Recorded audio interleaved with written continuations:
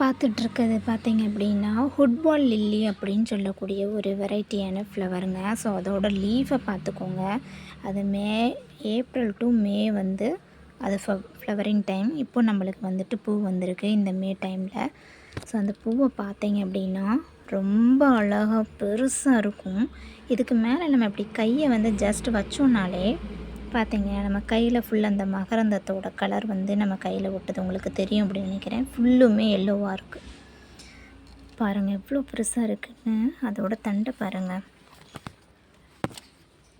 வருஷத்துக்கு ஒரு முறை மட்டும்தாங்க இது பூக்கும்.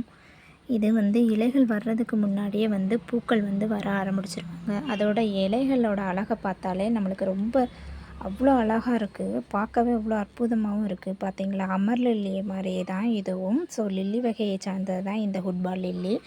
அந்த லில்லியில் பார்க்கும்போது நமக்கு தொட்டிகள் வந்துட்டு தேவைப்படும் அப்படின்னு நினைப்போம். நான் ஜஸ்ட்டு பார்த்தீங்கன்னா நம்ம ரைஸ் வாங்குகிற அந்த கவர் இருக்கும் இல்லையா, ஸோ நம்ம அதில் தான் வச்சுருக்கோமே.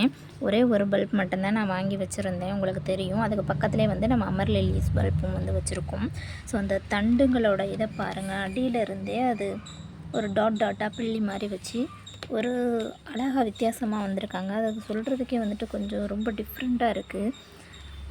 அதோட பூக்கள் தாங்க இங்கே ரொம்ப ஹைலைட்டே.